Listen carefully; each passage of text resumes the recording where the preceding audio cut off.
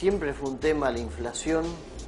que los grupos empresarios, que los grandes formadores de opinión intentaron cargar sobre las espaldas de los trabajadores. En la lógica de ellos, la inflación se produce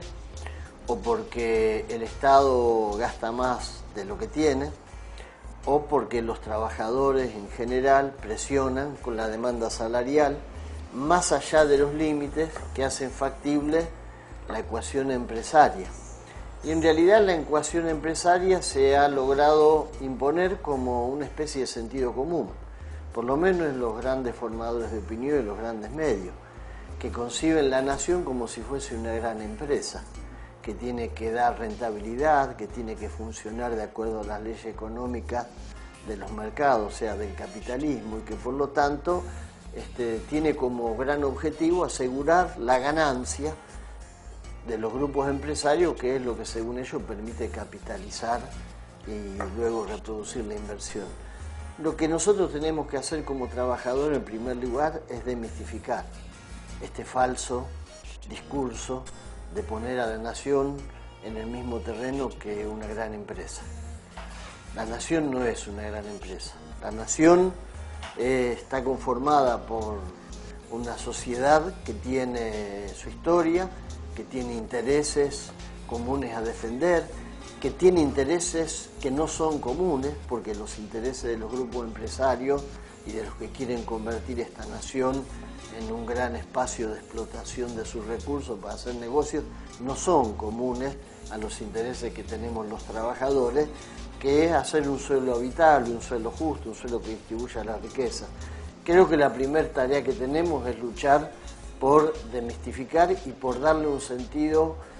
correcto a las cuestiones que están en disputa. La inflación del año 2010 no es una inflación estructural, en primer lugar. No obedece ni a que hay emisión de más, como podía suceder en otras épocas, no obedece a que el Estado está gastando más de lo que le entra, como también podría haber sucedido en otras épocas, no obedece a ninguna causa de origen estructural. La inflación que nosotros estamos enfrentando en este momento tiene que ver con la decisión de los grupos empresarios, en primer lugar, de apropiarse de la renta y de apropiarse desproporcionadamente de la renta nacional, aprovechando determinadas circunstancias como es la existencia, a partir de nuestras luchas, de la asignación universal por hijo. Y ha significado que se elevara la capacidad de consumo de los sectores populares, que se elevaran las ventas de, por ejemplo, los productos alimenticios de primera necesidad, y el sobreprecio, la remarcación de precios de las empresas oligopólicas del sector de alimentos, que forman precios, es decir, que tienen la capacidad de poner las reglas del juego, son las que están generando una especie de rastrillaje que hace que un 20, un 30% del poder adquisitivo, por ejemplo, de la asignación universal por hijo, se haya reducido a favor de la apropiación de estos grandes grupos económicos. O sea que en primer lugar hay una gran operatoria que tiene un objetivo muy claro y muy, digamos, muy rastrero, que es quedarse en el bolsillo con parte de eso que el Estado le ha dado a los que menos tienen. Y en segundo lugar, creo que la inflación tiene en este momento una clara,